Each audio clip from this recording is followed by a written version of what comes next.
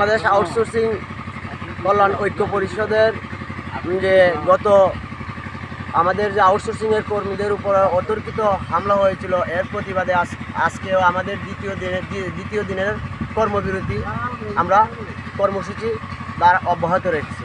আর আমাদের এই কর্মসূচি শান্তিপূর্ণ কর্মসূচি, আমাদের কোনো কোম্পানির কোনো ম্যানেজমেন্ট কারো বিপক্ষে নয়। আমরা আমাদের দাবি দেওয়া, আমাদের রুজির ব্যাপার। এখানে আমরা আজকে আমাদের যে কর্মসূচি চালিয়ে রেখেছি, আমাদের বেতন ভাতা বৃদ্ধি এবং আমাদের চাকরি স্থায়ীকরণ, আমাদের ছুটি, আমরা সারা বছর ধরে কাজ করব, আমাদের মাসে একদিনও ছুটি নাই। এখানে আমরা যারা কাজ করতেছি দীর্ঘদিন যাবৎ 20 বছর, 22 বছর, 24 বছর, তার চেয়েও বেশি আছে। তো এখানে আমরা বিনা ছুটিতে কাজ করি। আমাদের যে ভাতাটুকু বেতন ভাতা দেওয়া হয় খুবই স্বল্প পরিমাণ, বর্তমান বাজারের মূল্যের সাথে হিসাব করলে এতে আমাদের সংসার চলে না। এই জন্য আমরা আমাদের কর্মসূচি চালিয়ে রেখেছি। যতদিন পর্যন্ত আমাদের দাবি দেওয়া মেনে নেওয়া না হবে, ততদিন পর্যন্ত আমাদের এই কর্মবিরতি অব্যাহত থাকবে। কেন্দ্রীয় নির্দেশনা না আসা পর্যন্ত আমরা আমাদের এই কর্মবিরতির যে কর্মসূচি আমরা চালিয়ে যাব।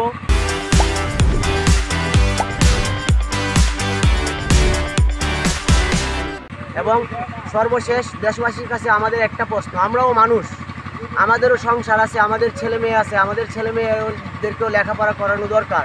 আজকে টাকার অভাবে আমরা আমাদের ছেলে মেয়েদের লেখাপড়া করাতে পারতেছি না, তারা জাতির বোঝা হবে। এখানে সরকার, বর্তমান অন্তর্বর্তীকালীন সরকার, তারাও এটা মাথায় নেওয়া দরকার যে আজকে সারা বাংলাদেশে যে আউটসোর্সিংয়ের লোকগুলো আছে, প্রত্যেকটা পরিবারে যদি একটা করে সন্তান অশিক্ষিত হয়, তারা ভবিষ্যৎ জাতির বোঝা হয়ে দাঁড়াবে। আমাদের উপর থেকে নির্দেশনা না আসবে, আমরা ততদিন এভাবে শান্তিপূর্ণভাবেই আমরা কর্মসূচি পালন করব ইনশাল্লাহ। আমাদের একটাই দাবি, আমরা যারা ঢাকায় আমাদের সহকর্মী বা ভাইয়েরা নির্যাতিত হয়েছে, তারা কখনোই কারোর উপর হামলা করে নাই। কেন তাদেরকে জলকামান দেওয়া হলো, গুলি দেওয়া হলো, এটাই আমাদের দাবি। আমরা তো কারো উপর হামলা করি নাই। আমরা যদি কারো উপর হামলা করতাম বা আমাদের কোনো রাজনীতি কোনো ইস্যু থাকতো, তাহলে একটা কিছু করলে আমাদের মনকে সান্ত্বনা দেওয়া যেত। আমাদের মনকে সান্ত্বনা আমরা দিতে পারি না।